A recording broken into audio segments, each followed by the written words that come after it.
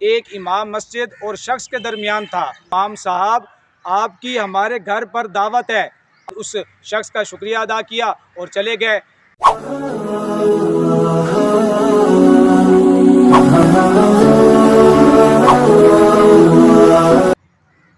اعوذ باللہ من الشیطان الرجیم، بسم اللہ الرحمن الرحیم۔ اللہم صلی علی محمد وعلی آل Muhammad. Life of Islam YouTube channel کو دیکھنے اور سننے والوں کو عتیق الرحمن کی طرف سے السلام علیکم ورحمۃ اللہ وبرکاتہ۔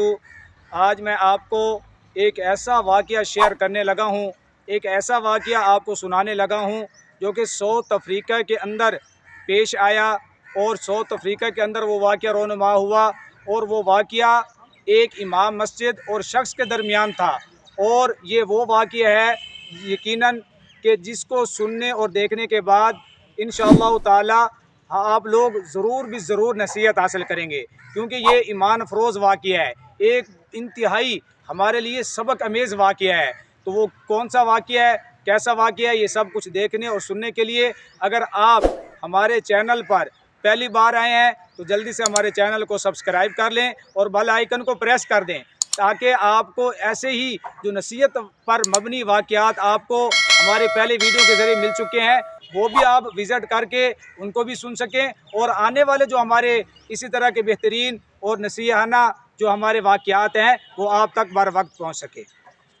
ساؤتھ افریقہ کے اندر ایک امام مسجد تھے، اور امام مسجد کے پیچھے بہت سارے لوگ جس طرح نماز پڑھتے ہیں، ہم دیکھتے ہیں محلے کے اندر جب ایک امام مسجد میں نماز پڑھاتا ہے تو ہم لوگ امام مسجد کے پیچھے جا کے نماز ادا کرتے ہیں۔ تو وہاں ساؤتھ افریقہ کے اندر ایک امام مسجد تھا، اور اس کے پیچھے لوگ نماز پڑھنے کے لیے آتے تھے۔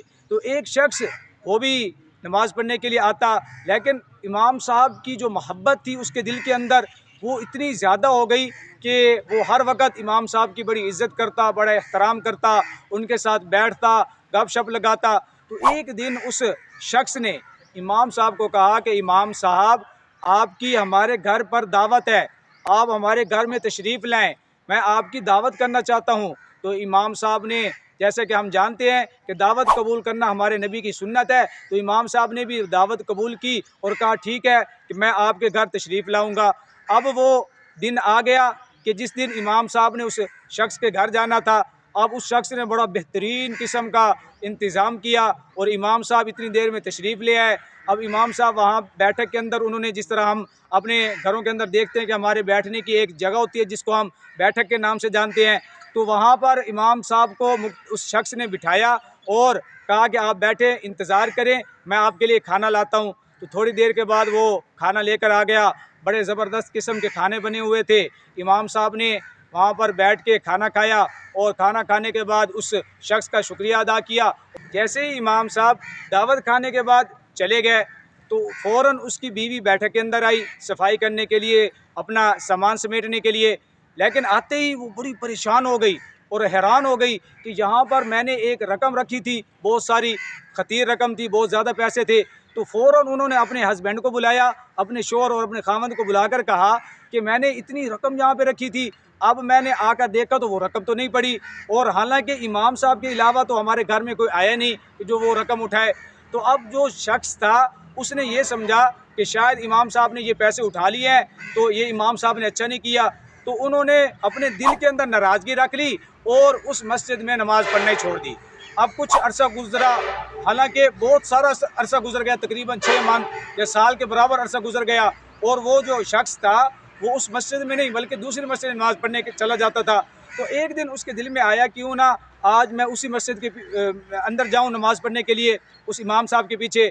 جب وہ شخص گیا، امام صاحب سے ملا، تو امام صاحب نے بھی بڑا استقبال کیا اور کہا کہ آپ بڑے دنوں کے بعد یہاں پہ تشریف لائے، خیریت تھی سب کہ آپ اتنے دن ہو گئے کیوں نہیں تشریف لائے؟ میرے پاس بھی ٹائم نہیں تھا کہ میں آپ سے پوچھتا کہ آپ اتنے دنوں سے مسجد میں تشریف کیوں نہیں لا رہے۔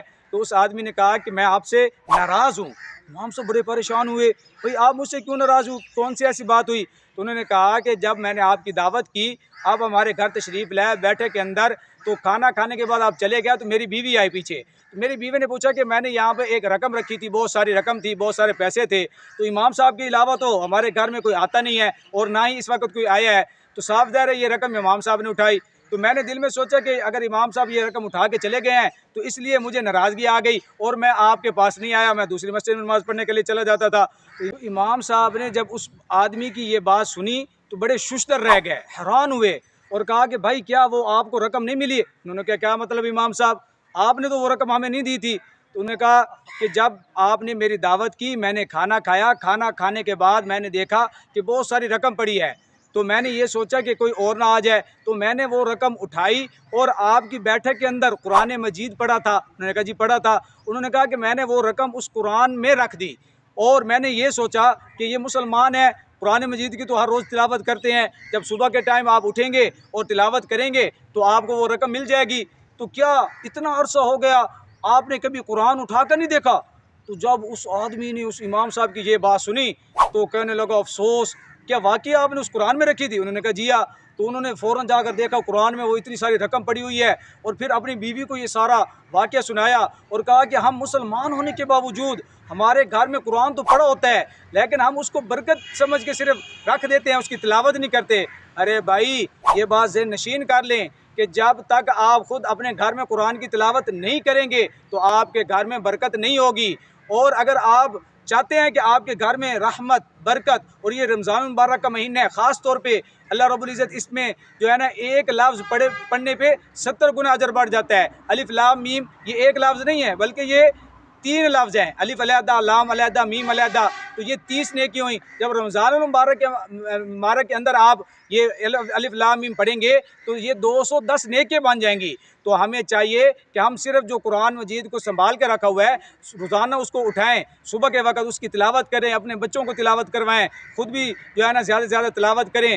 کہیں یہ نہ ہو کہ ہم یہ جو ہے نا اسی طرح اگر سستی برتتے رہے، اسی طرح ہم جو ہے نا کاہلی کا شکار رہے اور ہم غفلت برتتے رہے تو یہ ہمارے لیے نقصان دہ ثابت ہو سکتا ہے۔ بحیثیت مسلمان ہمیں چاہیے کہ ہم اس نقصان سے خود بھی بچیں اور اپنے جو بچے ہیں اور ہمارے انڈر جو کام کرنے والے ہیں ان کو بھی اس نقصان سے بچائیں، اور زیادہ سے زیادہ ہمیں چاہیے کہ ہم قرآن مجید کی تلاوت کریں۔ میں امید کرتا ہوں کہ آج کی ویڈیو آپ کو بہت زیادہ پسند آئی ہوگی۔ یہ واقعہ جو کہ انتہائی مفید واقعہ ہے، ایمان افروز واقعہ ہے، آپ نے خود بھی سنا ہے، اور میں امید کرتا ہوں آگے بھی آپ جو ہے نا صدقہ جاریہ کے طور پہ اس کو شیئر کریں گے اور ہمارے چینل کا وزٹ کریں، اور ایسے ہی بہترین اور اسلامی ویڈیو دیکھنے کے لیے آپ ہمارے چینل کو سبسکرائب کر دیں۔ ملتے ہیں ایک ایسی نیو ویڈیو کے ساتھ، تب تک کے لیے اللہ حافظ۔